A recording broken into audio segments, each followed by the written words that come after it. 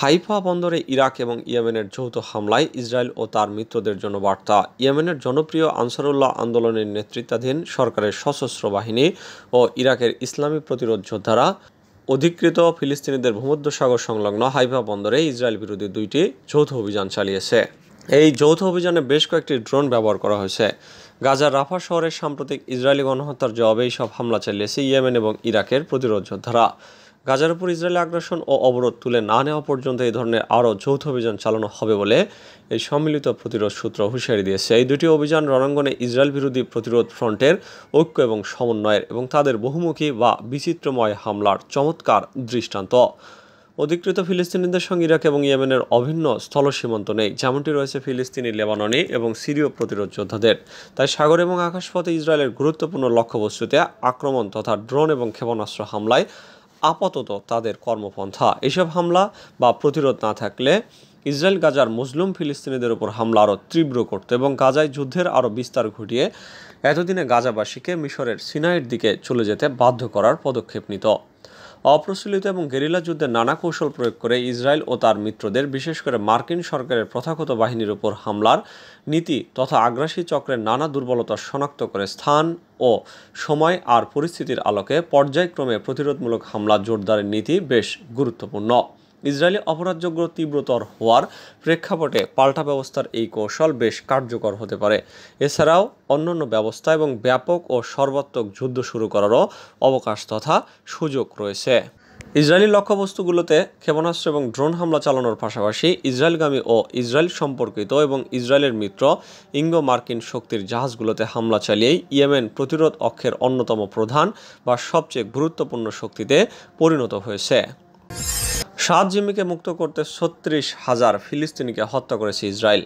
গত বছরের 7 অক্টোবর থেকে ফিলিস্তিনের গাজায় নির্বিচারে আগ্রাসন চালাচ্ছে ইসরায়েল। বিগত 8 মাস ধরে ইসরায়েলি নৃশংসতায় ওই উপত্যকায় রিপোর্ট লেখা পর্যন্ত 36,801 জন ফিলিস্তিনি নিহত হয়েছেন। ভয়াবহ এই হত্যাযজ্ঞের মাধ্যমে মাত্র 7 জন জিম্মিকে মুক্ত করতে পেরেছে ইসরায়েল, অথচ আলোচনার মাধ্যমে মুক্তি পেয়েছিল শতাধিক জিম্মি। কাতার ভিত্তিক সংবাদ মাধ্যম আল জাজিরার এক প্রতিবেদনে এই তথ্য জানানো হয়েছে। প্রতিবেদনে বলা হয়েছে, হিউম্যান রাইটস ওয়াচের সাবেক নির্বাহী পরিচালক এবং প্রিন্সটন ইউনিভার্সিটির ভিজিটিং প্রফেসর কেনেথ রথ নুসিরাত শরণার্থী শিবিরে ইসরায়েলি হামলার বিষয় নিয়ে আল জাজিরার সাথে কথা বলেন। তিনি বলেন, 4 বন্দীকে উদ্ধার করতে গিয়ে শনিবার গাজার মধ্য অঞ্চলে অবস্থিত এই শিবিরে ব্যাপক হামলা চালিয়ে অন্তত 210 ফিলিস্তিনিকে হত্যা করেছে ইসরায়েল। তিনি আর বলেন, এই উদ্ধার অভিযানের অর্থ হল ইসরায়েলি সামরিক অভিযানের কারণে মোট 7 জন বন্দী জীবিত মুক্তি পেয়েছে, যেখানে আলোচনার মাধ্যমে 100-এরও বেশি মুক্তি পেয়েছে। কেনেথ বলেন, এ থেকে বোঝা যায় আলোচনার মাধ্যমে সব বন্দীকে মুক্ত করা সম্ভব, কিন্তু নেতানিয়াহু হামাসের সাথে আলোচনা শেষ করার জন্য একটি বড় বাধা, কারণ তিনি একটি দীর্ঘমেয়াদী স্থায়ী যুদ্ধবিরতিতে সম্মত হতে চান না। কেনেথ আরও বলেন, নেতানিয়াহুর একটি চিরকালের যুদ্ধ দরকার। মোদিকে অভিনন্দন না জানানোর কারণ জানালো পাকিস্তান। ন্যাশনাল ডেমোক্রেটিক অ্যালায়েন্সের নেতা হিসেবে তৃতীয়বারের মতো ভারতের প্রধানমন্ত্রী হতে যাচ্ছেন নরেন্দ্র মোদী। রোববার সন্ধ্যায় তিনি এবং তার মন্ত্রিসভার সদস্যরা শপথ গ্রহণ করবেন। যুক্তরাষ্ট্র এবং রাশিয়া সহ এর মধ্যে বিশ্বের বহু দেশের সরকার এবং রাষ্ট্রপ্রধান মোদীকে অভিনন্দন জানিয়েছেন, কিন্তু প্রতিবেশী দেশ পাকিস্তান এখনও অভিনন্দন বার্তাটুকুও পাঠাননি নরেন্দ্র মোদীকে।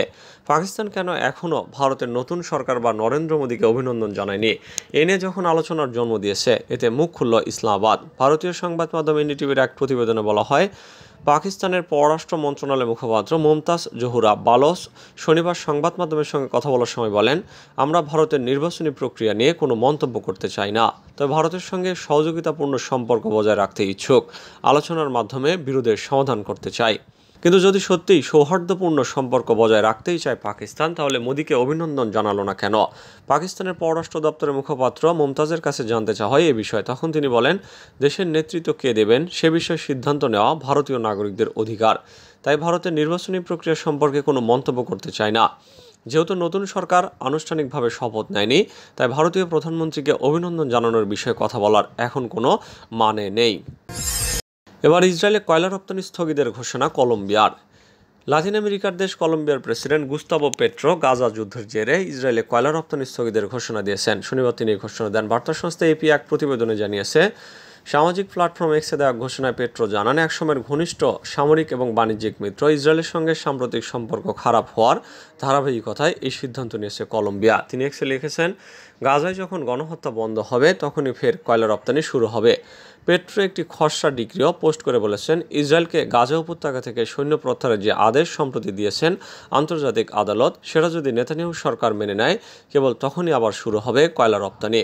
কলম্বিয়ার জাতীয় পরিসংখ্যান বিভাগের মতে গত বছরের প্রথম 8 মাসে ইসরায়েলে কয়লা রপ্তানি হয়েছে $32 কোটি বেশি।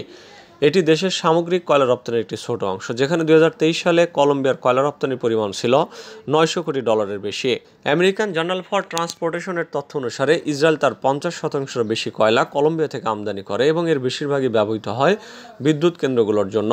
কলম্বিয়ার প্রথম বামপন্থী প্রেসিডেন্ট হিসেবে 2022 সালে দায়িত্ব নেন পেট্রো।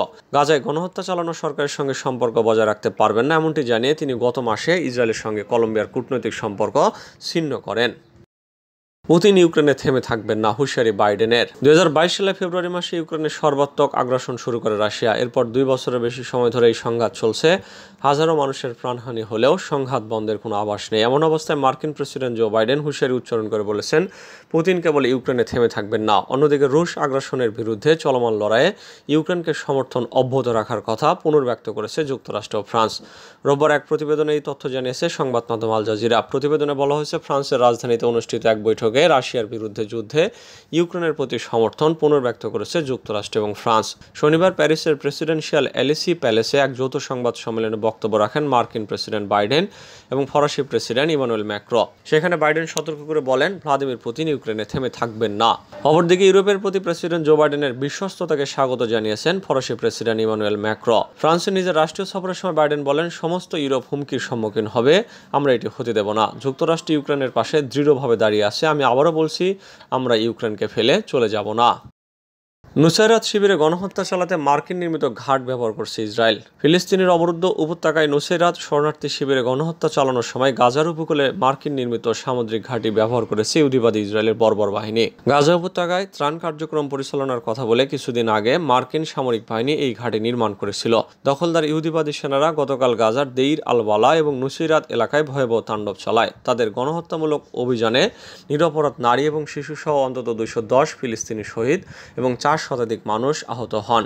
ক্র্যাডেল অনলাইন ম্যাগাজিনের তথ্য অনুসারে নুসাইরাত শিবিরে গণহত্যা চালানোর পর ইহুদিবাদী সেনারা মার্কিন নির্মিত ঘাট ব্যবহার করে ওই এলাকা থেকে বেরিয়ে গেছে। গাজা উপকূলে এই ঘাট নির্মাণের আগে থেকে হামাস হুঁশিয়ারি উচ্চারণ করে বলে আসছিল, ইহুদিবাদী সেনাদেরকে অস্ত্র সরবরাহ করার জন্য আমেরিকা এই ভাসমান ঘাট নির্মাণ করছে। গত মাসে হামাস বলেছিল, অস্ত্র দিয়ে দখলদার ইসরায়েলকে সমর্থন দেওয়ার জন্য ওয়াশিংটন ঘাটটি তৈরি করেছে এবং এই অন্যায় গোপন করার জন্য তারা ত্রাণ সরবরাহের কথা বলছে। ন্যাটো জোট রেড লাইন ক্রস করেছে। রাশিয়ার ভেতরে বিভিন্ন লক্ষ্যবস্তুতে পশ্চিমা অস্ত্র ব্যবহার করে ইউক্রেনকে হামলার অনুমতি দেওয়ার মধ্য দিয়ে মার্কিন নেতৃত্বাধীন ন্যাটো জোট মূলত রেড লাইন ক্রস করেছে। অস্ট্রিয়ার প্রতিরক্ষামন্ত্রী ক্লডিয়া টানের এক সাক্ষাৎকারে এই কথা বলেছেন। গতকাল তার সাক্ষাৎকার ডাই প্রেসে প্রকাশ হয়। আমেরিকা, ফ্রান্স এবং জার্মানি সম্প্রতি ঘোষণা করেছে যে তাদের দেওয়া অস্ত্র ব্যবহার করে কিয়েভ রাশিয়ার লক্ষ্যবস্তুর ওপর হামলা চালাতে পারবে। এই সম্পর্কে এক প্রশ্নের জবাবে অস্ট্রিয়ার প্রতিরক্ষামন্ত্রী বলেন, এরই মধ্যে পশ্চিমারা রেড লাইন ক্রস করেছে। ইউক্রেনের মাটিতে ন্যাটোভুক্ত কোনো দেশের সেনা মোতায়েন করা হবে না বলে সম্প্রতি ন্যাটো মহাসচিব যে ঘোষণা দিয়েছেন তাতে সন্তুষ্টি প্রকাশ করেন ক্লডিয়া টানের। সাম্প্রতিক সপ্তাহগুলোতে কয়েকটি ন্যাটো দেশ প্রকাশ্যে পশ্চিমা অস্ত্র ব্যবহার করে রাশিয়ার লক্ষ্যবস্তুতে দৃশ্যত সীমিত মাত্রায় হামলা চালানোর প্রতি সমর্থন দিয়েছেন।